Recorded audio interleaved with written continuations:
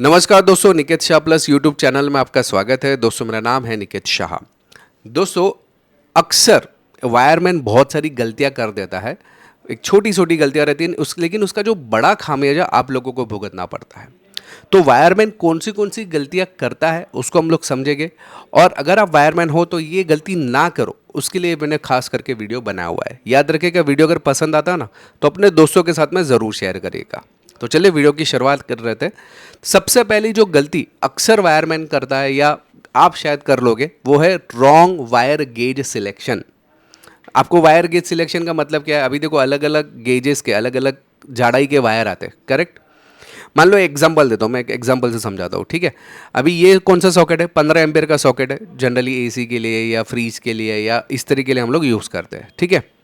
मान लो कि इसके अंदर जो वायर है वो आपने 1 स्क्वायर का लगा दिया। इससे क्या होगा? 15 एम्पियर का सॉकेट और 1 का वायर लगाया, यानी कि एकदम पतला वाला वायर लगा दिया। क्या होगा?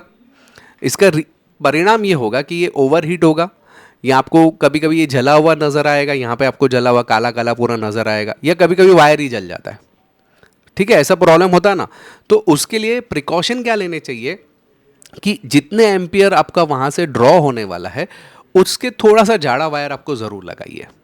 अभी उसके लिए मैं चार्ट आपको बता देता हूँ, एकदम आसानी से आपको समझ में आ जाएगा। जैसे कि अगर समझो 18 से लेकर 24 एम्पियर का करंट आप जाने वाला है तो 2.5 स्क्वायर एम का वायर ले लो, जिसको हम लोग 14 SWG वायर बोलते हैं। इसके अलावा 16 से लेकर 10 एम्पियर तक का करंट फ्लो होने वाला है तो 1.5 स्क्वायर mm। 5.10 mm का 5.5 से लेकर 10 एम्पियर का वायर जा रहा है तो 1.0 एम्पियर।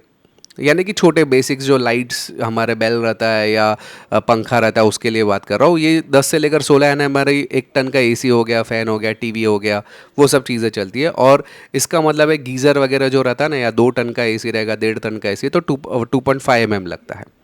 इसी प्रकार से अगर समझो थोड़े से इंडस्ट्रियल लेवल के लिए जाएंगे तो 24 से लेकर 32 एम्पियर के लिए 4.0 mm, 32 से 40 के लिए 6 mm, और 10 का वायर आता है वो 45 से लेकर 60 जनरली ये जो वायर आता है हमारे घरों में इनकमिंग लाइन, यानी हमें जो बिजली प्रोवाइड की जाती है, या हमारे मीटर से जो MCB तक का वायर आता है वो 10 का वायर जनरली आता है, मेन लाइन वायर हम लोग बोलते हैं।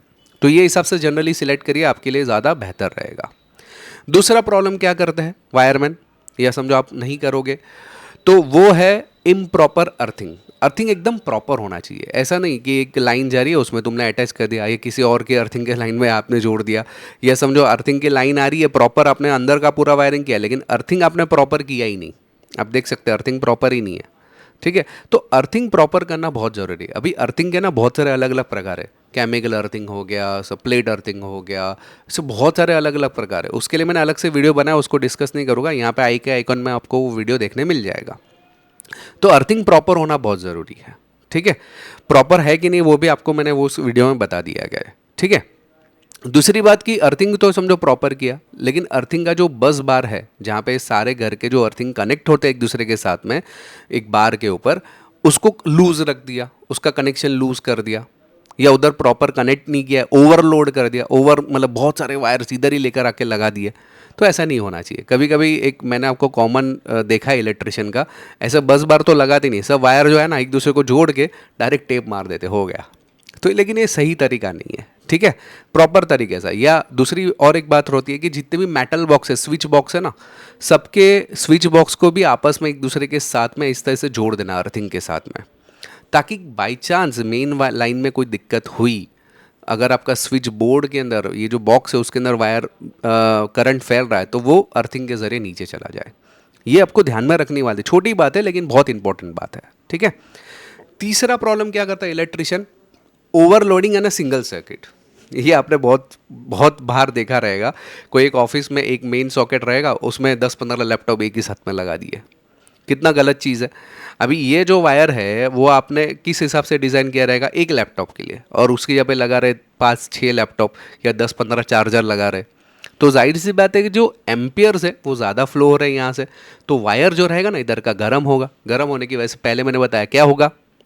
जल जाएगा, फायर लग सकता है। तो ऐसा मत कीजिए, उसको प्रॉपरली डिवाइड कीजिए। यानी कि जितने चीज़ें वहाँ पे लगने वाली है वो आप प्रॉपर प्लानिंग करके करिए। कि मेरे इधर 2 लैपटॉप्स ही लगेंगे, इधर एक पंखा ही लगेगा, इधर एसी ही लगेगा, तो उस हिसाब से अकॉर्डिंगली अगर एसी के एक वायर में से तुम फ्रीज भी चला रहे, इस्त्री भी चला रहे, एयर कंडीशन भी जाए तो गलत है ये, तो वो वायर जलने की संभावना बढ़ जाती है। तो प्रॉपरली डिस्ट्रीब्यूशन कीजिए पूरे नेटवर्क का, या प्रॉपर प्लानिंग करके कीजिए। चौथा क्या है, पुअर ज्वाइन मेथड्स, अलग अलग ज्वाइन करने के तरीके हैं। वायर अगर समझो एक आया है आधा वायर, दूसरा तुमने ज्वाइन कर दिया, तो उसको कैसे ज्वाइन करेगा, उसका भी प्रॉपर मेथड है। उसको बताने से पहले जानकारी के लिए बता दूं, हम लोग ने ऑनलाइन में बहुत सारे कोर्सेज चालू कर दिए। इलेक्ट्रिकल वायरमैन है हमारे पास, इंडस्ट्रियल ऑटोमेशन है, RLC PLC, motor rewinding, electronic circuit repairing, laptop repairing, mobile repairing, फिर computer hardware, computer networking, ethical hacking, python यानी कि programming, robotics, arduino, node MCU, raspberry pi, फिर 2D animation, 3D animation, AutoCAD, programming में भी बहुत सारे courses हैं। लगभग 60 से ज़्यादा कोर्सेस है दोस्तों हमारे पास। अगर आपको ये कोर्सेज करना है ना, हमारा एप्लीकेशन है प्लस पॉइंट ट्रेनिंग नाम का, आपको गूगल प्ले स्टोर पे मिल जाएगा। अधिक जानकारी के लिए मेरा व्हाट्सअप नंबर है, इस पर मुझे केवल हाई का मैसेज डाल दीजिए, तो मैं सारी जानकारी आपको व्हाट्सअप के माध्यम से भिजवा दूंगा। तो हम देख रहे थे ज्वाइनिंग मैथड्स के बारे में। अभी देखो यहाँ पे एक मैंने फ़ोटो बताया गया है, इस फोटो में आप देखोगे कितना गंदा ज्वाइन किया है। ऐसा नहीं करना है आप लोगों को। ज्वाइनिंग के कुछ प्रॉपर मेथड है जिसको हम लोग रेड टेल बोलते हैं। रेड टेल मेथड में कैसा होता है, 2 वायर ऐसे लिया और आपस में एक दूसरे को ट्विस्ट कर लिया। या वेस्टर्न यूनियन मेथड रहता है जिसमें वायर को इस टाइप में लेते हैं सीधा और फिर आपस में एक दूसरे को ऐसा ट्विस्ट करते हैं। मैं जनरली रिकमेंड करता हूँ कि आप इस टाइप का करिए। और इसके बाद इलेक्ट्रिकल टेप मत लगाइए, इसके बाद आप स्लीव्स लगाइए। स्लीव्स यानी इस टाइप के स्लीव्स आते हैं, आपको खाली उसके अंदर बिठा देना है और उसको गर्म कर देना, तो आपस में एक दूसरे के साथ में चिपक जाएगा। प्रॉपर मेथड से करेंगे ना तो लॉन्ग टर्म रहेगा, आपको बार बार एक ही चीज़ के लिए आना नहीं पड़ेगा किसी के घर पे। ठीक है, तो प्रॉपर स्लीव्स, हिट स्लीव्स लगाइए, प्रॉपर इस तरीके से लगाइए तो ज़्यादा अच्छी तरीके से आप काम कर सकोगे। और आखिरी बहुत इंपॉर्टेंट चीज़ है, याद रखना, किसी घर पे कंप्लेन आया, मेरा MCB बार बार ट्रिप होता है, आपने क्या कर दिया, कंटाल आ रहा था, MCB को बाईपास कर दिया, तो ऐसा नहीं होना चाहिए। बाईपास कभी भी सेफ्टी डिवाइसेस को तो नहीं करने का। सेफ्टी डिवाइस में क्या क्या आता है, MCB आता है, ELCB आता है, RCCB आता है, MCCB आता है। ठीक है, ये सब सेफ्टी डिवाइस है, इसके लिए भी अलग से वीडियो है, आप आई का आइकॉन है वहाँ पे आपको मिल जाएगा वो वीडियो भी। ठीक है, अभी होता क्या है, अभी आप देखो ये प्रॉपर अगर मैं आपको बताऊँ तो इस टाइप में यहाँ पे आपका होना चाहिए। जैसे कि आपका समझो इनकमिंग लाइन, आपके घर में मीटर से जो लाइन आया, देखो फेज, न्यूट्रल और अर्थ के अंदर बस बार लगाते हैं, तो जितने भी घर के अर्थिंग है वो बस में प्रॉपर लगाइए, ओवरलोड मत कीजिए, ज़रूर रहेगा तो और एक लगाइए। इसी तरीके से जो न्यूट्रल है, आप यहाँ पे न्यूट्रल का भी बस बार देख सकते हैं, घर का जितना भी न्यूट्रल है यहाँ पे आराम से लगाते जाइए, ज़रूरत पड़े तो और एक न्यूट्रल बार ले लीजिए। ठीक है, MCBC से RCB में गया है। ठीक है, वैसे ही RCCB में से तो को अलग अलग MCB में गया है जहाँ से आपके घर की जितनी भी चीज़ें वो ऑपरेट हो रही है। घर का किसी का कंप्लेन है कि एक ही MCB बार बार बंद हो रहा है, तो रीज़न जानने की कोशिश कीजिए कि यहाँ पे कौन सी चीज़ें लगी हुई है, उसमें कोई छोटी सी वायर की तो मिस्टेक नहीं। अभी मेरे इधर एक हुआ था, बार बार मेरी MCB ट्रिप हो रही थी, तो मेरे जो इंटरनेट का जो लाइन गया है ना, इंटरनेट का जो राउटर रहता है उसमें लाइन जाता है, ठीक है, मतलब फेज न्यूट्रल का वायर गया, उसमें शॉर्ट हो गया था, जिसकी वजह से मेरी MCB बार बार ट्रिप, मैं 10 दिन से परेशान, साला क्यों कर परेशान हो रहा है, मतलब क्यों ट्रिप हो रहा है, क्यों ट्रिप हो रहा है। मैं चाहता तो बाईपास कर सकता था, लेकिन प्रॉपर फाइंड आउट कीजिए कि किस वजह से हो रही है। तो अगर आप प्रॉपर करेंगे तो ही प्रॉपर होगा और आपको आगे नुकसान नहीं होगा किसी का भी, आपका नहीं कस्टमर का। ठीक है, तो आई होप कि दोस्तों ये 5 मिस्टेक को आप अवॉइड करोगे वायरमैन की लाइन में, अगर आप वायरमैन का खुद काम करते हो तो। अगर आपको ऑनलाइन कोर्सेज करना है ना, काफ़ी आसान है। हमारा एप्लीकेशन का नाम है plus point training, Google play store पे मिल जाएगा। अधिक जानकारी के लिए जैसे मैंने बताया मेरा व्हाट्सअप नंबर है, मुझे केवल हाई का मैसेज डाल दीजिए तो मैं सारी जानकारी आपको व्हाट्सअप के माध्यम से भेजा दूंगा। दोस्तों अगर मेरा वीडियो अगर आपको पसंद आ रहा है तो प्लीज़ अपने दोस्तों के साथ में ज़रूर शेयर करिए।